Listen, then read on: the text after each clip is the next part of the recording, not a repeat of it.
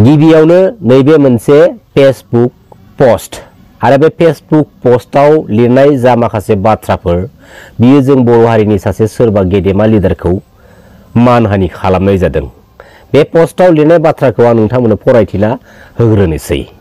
बेवहाय बुंदों जे बर' हारिखौ फानग्रा गुबुन हारिनो एसटि जासिग्रा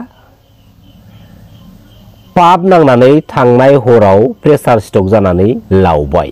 मानगोनां हाग्रामा महिलारि सारनि सावगारिखौ होनानै बे सुबुङा टेक्स्ट लिरनानै शेयार खालामनायखौ जों नुनो मोनदों आरो सावगारिखौबो माबायदिखौ होदों।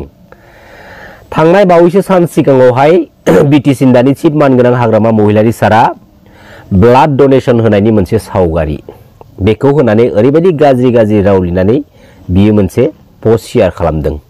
मूर्खजों रुजुदों। दिनै जोंनि बर' हारिनि गेजेराव बर' हारिनि लिडार्सफोरखौ बर' हारिनि गेदेमाफोरखौ मान आरो सन्मानखौथ' होनो रोङि ओरैबायदि गोबां बर' इयुन जेनेरेशनफोरा जोनोम मोनबाय आरो बै माखासे बर' इयुन जेनेरेशनफोरा बेफोरबायदिनो गाज्रि राव बाहाय गावबा गावखौनो जोबोद माने देरगानाय थाखोआव थानाय बायदि मोनो नामाथाय। नोंहा जुदि एसेबां रोंगौथि दङब्ला बै गेदेमा लिडार्सफोरनि बुंनाय बाथ्रानि एगेन्स्टआव पइन्ट बहरनानै नोङो पइन्ट काउन्टार खालामहर, सोंथि खालामहर। जानो हागौ नोंनि बे सोंथि खालामहरनायजों लोगोसे जों बर' समाजाव बर' हारियाव माबा मोनसे मोजां मेसेजखौ जों लाबोनो हागोन नामा। बेफोरबायदि माखासे नंगुबै थांखिफोरखौ लानानैसो ससियेल मिडिया प्लेटफर्मनि गेजेरजों बाथ्रा फोरमायलांनो नाजानांगौ। गतिके बे मानसिनि सायाव सोंथि खालामनांगौ, लिगेल मोनसे एक्शन लानाय जानांगौ। आंना थोंजों बाथ्रा सिदा बाथ्राखा। बर' हारिनि लिडारा जायखिजायानो जायाथों मानो जों साफ्रोमखौबो सन्मान होनांगोन। दिनै जों एसेबाबो हमदांनो हादों जे बर' माहारिनि माहारियारि आफाद दुलाराय बर' फरायसा आफादनि दैदेननायजों लिडिंआव गोथार गणतान्त्रिक लामानि सेपारेट स्टेट बड'लेण्ड डिमान्ड खालामनायखौबो जोंनि बर' हारिनिनो सानै साथाम साब्रैसो लिमिटेड लिडार्स दैदेनगिरिफ्रा बे जोंनि बिटिसि काउन्सिल पलिटिकेल सिस्टेमाव एन्ट्रि मारिनो थाखायनो गावबागाव पलिटिकेल केरियारनि बेनिफिट्स लानो थाखायनो दिनैयो माबेबा खनायाव दोनखोमाबोबाय।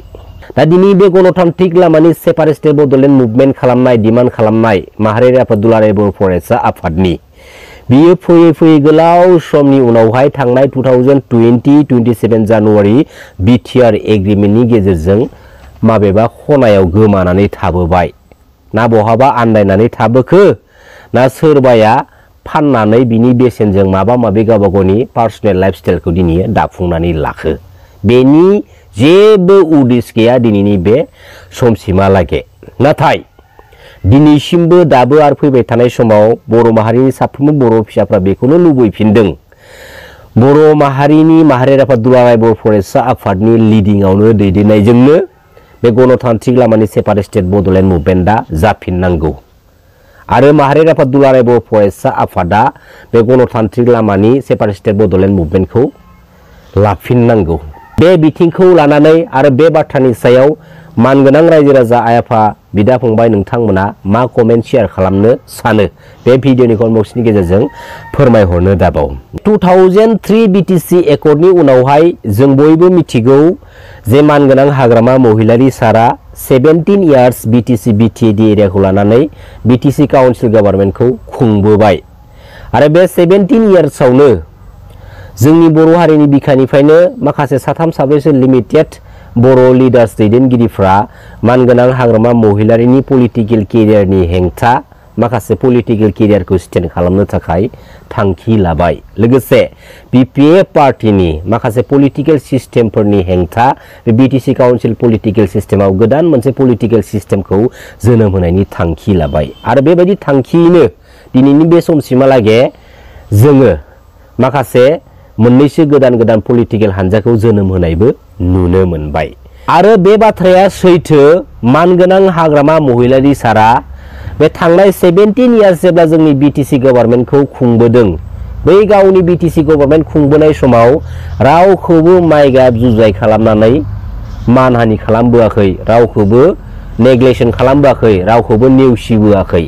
साफ्रोमखौबो थोजासे नङाब्लाबो हानायखिनिखौ समानै साफ्रोमनोबो होबोनो नाजाबोदों, बाथ्राफोरखौ फोरमायबोनो नाजाबोदों। नाथाय मानगोनां हाग्रामा महिलारि सारनि उन सिगां आगसि आगदा थाफाग्रा बै माखासे सेलादार बेलादारफोरा BPF पार्टीनि पलिटिकेल सिस्टेम, पलिटिकेल केरियारखौ सानफा एफा बांसिननिफ्राय बांसिन रायजो राजानि नोजोराव गाज्रि मोनसे गोहोमखौ खोख्लै होबोबाय थाखादोंमोन। आरो फैयै फैयै बिनि मोनसे फिथाइ महरै 2020 मायथाइनि BTC बिसायख'थियाव गासै मोन 17थाल' BPF पार्टीया देरहासार जानो हादोंमोन। बै माखासे BPF पार्टीयाव थानाय लिडारफोरनि सामसागिरिफोरनि माखासे ओरैबायदि वर्कार्सफोर दङ, जाय वर्कार्सफोरा कुनु मोनसे डिसिप्लिन गैया, डिसिप्लिन मेनटेन खालामा। बैसोरनि माखासे बाथ्रानि थाखाय, बैसोरनि माखासे आखुफोरनि थाखाय, बैसोरनि माखासे मावनाय खामानिफोरनि थाखाय BPF हानजाया 5 बोसोर जेननानै माखासे बाथ्राखौ साननो गोनां बाध्य जानानै फैदों। आरो साननो गोनां, बुंनो गोनां नैबे मोनसे बाथ्राया बेसो, मानगोनां हाग्रामा महिलारि सारनि आगसि आगदा उन सिगां आरो BPF पार्टीनि माखासे लिडारफोरनि उन सिगां बै माखासे सेलादार बिलादारफ्रा दिनैसिमबो आखुफोरखौ चेन्ज खालामनो रोङाखै। बै माखासे सेलादार बिलादार उन सिगां गिदिंफाग्रा कुनु मोनसे सिस्टेमखौ फल' खालामि सुबुंफोरखौ बे थांनाय 2025 BTC बिसायख'थिनि गेजेरजों BPF हानजाखौ गासै मोन 28टा सिट देरहासार होहरनानै बैसोरखौ माने दै लुनानै गोथां खालामफिननायसो जादों। दा बुंनो गोनां बाथ्राया बेनो, बेबायदि माखासे सामसागिरि BPFनि वर्कार्सफोरनि थाखाय फिन आरोबाव BPF पार्टीनि पलिटिकेल केरियारा जुदि डिस्ट्रय जानांगौब्ला फैबाय थानाय समाव मालाबाबो बोखांफिननो हानाय नङा। आरो बे हाबाफारियाव आंबो इन्डिभिजुवेलि बा आं बायदि जेसेबां मानसिफोर दङ जोंबो सापर्ट होनाय नङा। सिदा बाथ्रा, थोंजों बाथ्राखा। दिनैयो मानगोनां हाग्रामा महिलारिफोरा सानो गोबां बाथ्रा मावनो, नाथाय बै माखासे सामसागिरिफ्रा थेर बेथेर खालामनायजों लोगोसे BPF पार्टीनि पलिटिकेल केरियारखौ धंसबो खालामलाङो। बेबायदि आखुनि मानसिया जेब्ला जायखिजाया मोनसे पलिटिकेल पार्टीयाव थागोन, अब्ला समसिमहालागै बै पलिटिकेल पार्टीनि मोनसे रायजो राजानि नोजोराव जा मोनसे हाइलाइट, बे हाइलाइटआ डाउननिफ्राय डाउन जाबोबाय थागोन।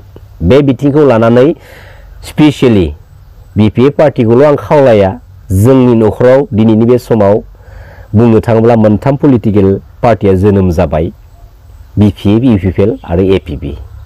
बेबायदि बेबायदि केरेक्टारनि आखुनि मानसिफोरखौ एसे नोजोर होनानै जेन एसे मेनटेन खालामो, एसे गाइड खालामो, जुदि डिसिप्लिनखौ मानियाबा नांगौब्ला किक आउट खालामना दोन। सिदा बाथ्रा, थोंजों बाथ्राखा। आंहा नोंसोरबायदि मेलेमजिबि सुबुंफोरखौ बुजायनो हानाय आंहा एसेबांखिनि नलेजबो गैया। आं जाखिनि मोन्दांथिदों बेखिनि बाथ्राखौ आं बुंदों।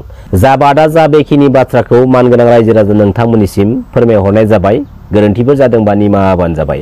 गोजोन्थों, खुलुमबाय। जै बर' हारिनि, जै बर' बिमानि।